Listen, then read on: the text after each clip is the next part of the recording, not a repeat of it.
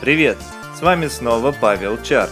Сегодня незамысловатый ролик про мои первые впечатления от Windows Phone. Сразу оговорюсь, могут быть некоторые огрехи в информации и шероховатости сценария. На свою беду прежний текст я успешно затер чистым файлом. Невелика беда. Настало время офигительных историй. Сейчас я открываю игру «Таинственное подземелье Чокоба», выпущенную в марте 1999 года в рамках сотрудничества Squaresoft и Bandai. Игра жанра рогалик, то есть уровни каждый раз новые, собираются из заготовленных кусочков. По сюжету пахарь нашел в поле аметист, и началась чертовщина. Итак, купил портативки я давно и между делом. Они долго лежали непроверенные, потому что без картриджа даже не включатся. Игр внутри страны было мало, а дорогие полнокомплекты, не убедившись в работоспособности, покупать не хотелось. Удалось проверить лишь прошлым летом на одной игровой выставке. Windows Phone оказались рабочими. Проверил и убрал до осени, решив игры докупить потом. Время шло, игры не появлялись. Поэтому пришлось заказать их через посредника на японском сайте. Плюс здесь в том, что приставка встречается в основном в Японии, поэтому игры относительно дешевые и в хорошем состоянии. Японцы очень аккуратны в этом плане. А минус, что пока мой заказ лежал на складе, я попал на самый высокий курс валют. Еще поставщик прислал игры в коробках из-под болванок, зажав холдеры. Не знаю, зачем они ему. Стол подпирать? Я редкий гость на иностранных аукционах, и мне кажется, что облапошили меня все, кому не лень. Шла зима. Небо в целях экономии ресурсов матрица залила серым градиентом.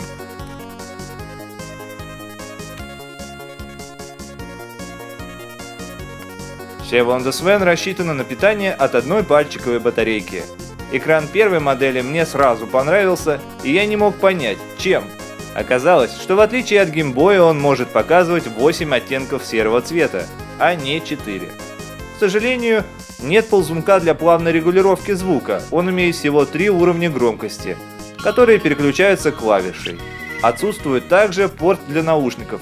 Специальный переходник покупается отдельно и стоит дорого. И еще стоит отметить то, что можно включить либо наушники, либо играть в многопользовательскую игру, потому что слот всего лишь один. Сурово. Весит примерно 100 грамм. Портативка имеет дополнительные кнопки, позволяющие играть также наклонив ее, то есть в портретной ориентации.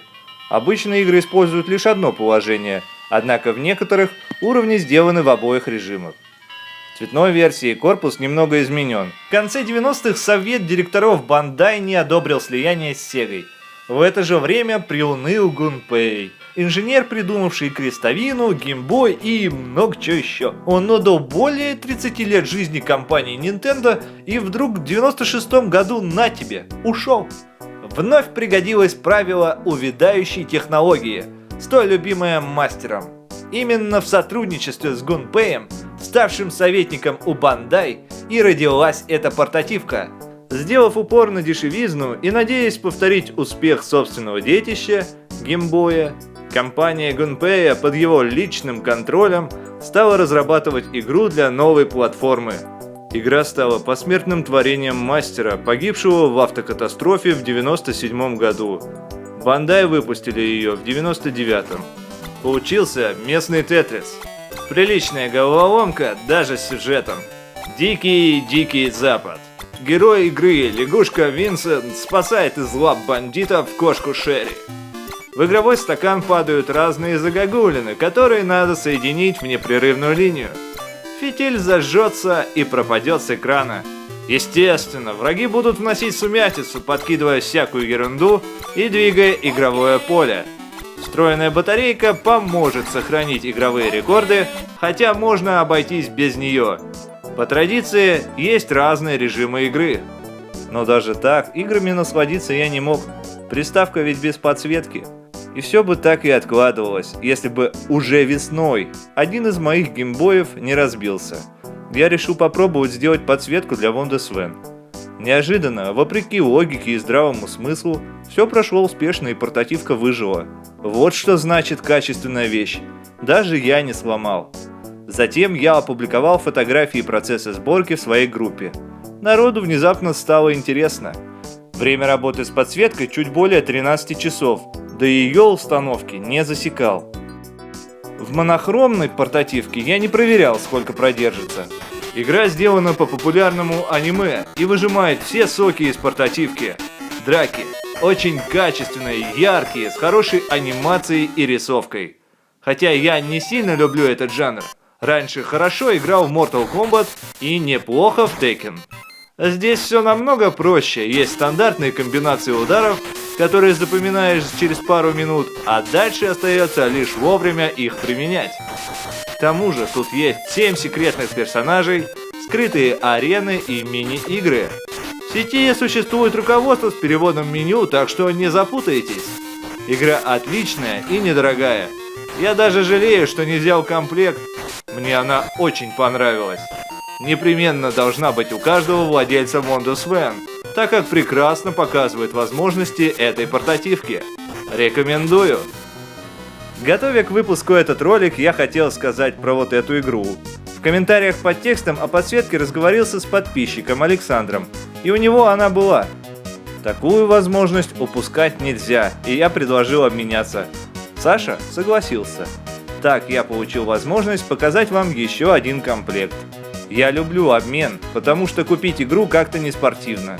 Никаких особых воспоминаний от такого приобретения не остается. Другое дело, когда игра досталась тебе необычным способом. Особенно это важно сейчас. Кризис. Все жду, когда подвернется случай, и у меня появится Sega Game Gear. Покупать для ролика эту здоровенную дуру нет желания, а обмен был бы к месту. Местный Тетрис мы посмотрели, а это вам типа Sonic. Тоже разработала компания Gunpei. По сюжету люди доигрались и землю разбомбили, превратив все вокруг в кучу мусора. Выжившие развлекаются по старинке. Тараканьими бегами, сказал бы я, но нет. Прогресс не стоит на месте. Бегать будут киборги-звери. Так как они киборги наполовину, то могут складываться в буфер. Такой вытянутый овал и отталкиваться от врагов без повреждений. Если же зацепить препятствие в форме зверя, то получишь урон. Чем больше урона, тем больше барахлит техника. И буфер включается произвольно сам, тормозя продвижение. Поэтому от всех препятствий нужно уворачиваться. Давайте еще немного расскажу о играх, которые рекомендуют зарубежные издательства. Решил добавить топ для вашего удобства. Я пока с ними не знаком. При записи видео играл впервые и, как обычно, криво. Названия в сносках даны в соответствии с GameFAQs. Также указан разработчик и издатель.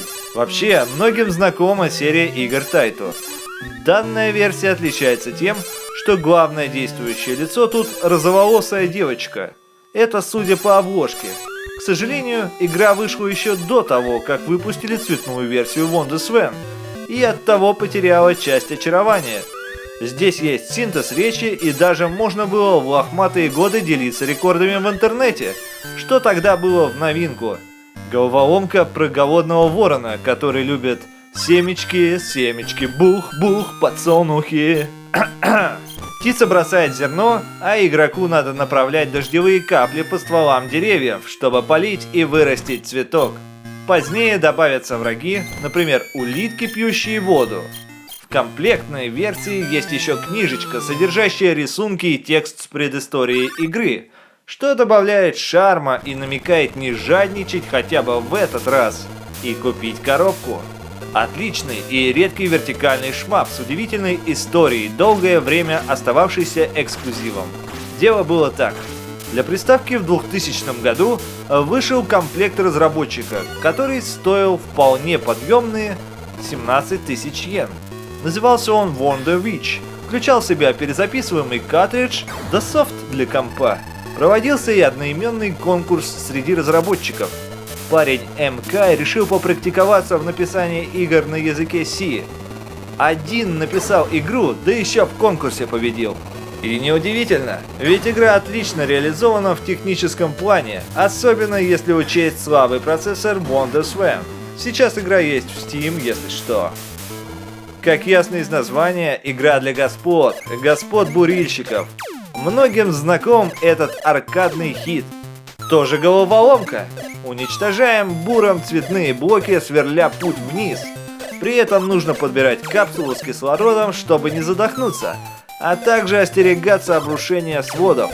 Это не самая полная версия серии, но порт качественный и приятный. Хорошо, что можно играть короткими заходами, уделив свободную минутку и пройдя пару уровней. Свежая идея того времени – ритм игра. Нужно в такт нажимать комбинации клавиш, чтобы девушка перепрыгнула препятствие. При этом приставку держат диагонально. Если соберетесь брать переходник под наушники, то непременно с ней. По необъятной серии Гандам про меха, то есть про здоровенных роботов. Говорят, что это скролл-шутер, стрелялка, то бишь. А мне кажется, что это больше похоже на битэмап, то есть на драки. Не совсем мой жанр, но в этой игре определенно что-то есть. Играем роботом, можно использовать автомат для дальнего боя и меч для ближнего. Есть режим истории, свободная игра и режим схватки. Аркадная классика из тех игр, в которые легко играть, но сложно пройти. Ниндзя нужно победить врагов на каждой платформе за отведенное время. Можно прыгать с одной на другую, ломая хрупкие блоки. После убийства врагов надо захватывать их сущности, стараясь не получить в ответ. Для любителей старины глубокой, в общем. Бесцветная игра в 99-м году? Печаль. Но это единственный минус. Есть целая серия про странного зверя. Не то кота, не то кролика с ушами-руками. Выпущена манга и прочее. Здесь как раз используются все возможности портативки. И есть вертикальные уровни, в которые надо играть, наклонив приставку. К тому же, это эксклюзив. Необычная механика. Для высокого прыжка нужен враг, которого надо надуть. А вот во что я непременно поиграл бы на железе.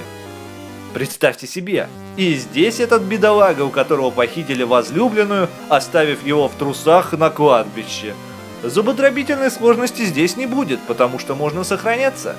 Стоит отметить и разветвленные уровни, и сочную спрайтовую графику. В таком виде игра никуда не была портирована, что делает ее привлекательной для покупки. Помогите мне! Видео я не на коленке делаю, а зрителей очень мало. Не прошу денег, не рекламирую бинарные опционы. Просто ставьте плюсы, пишите о своих впечатлениях и пожеланиях и заходите в мою группу. А еще не забывайте делиться моим видео с друзьями. Ваши лайки и репосты – это виртуальный пинок для меня. Все ссылки в описании. Надеюсь, видео помогло решить, стоит ли Wonderswan вашего внимания и покупки. Низкая цена делает его достойным рассмотрения. На этом все. Пока!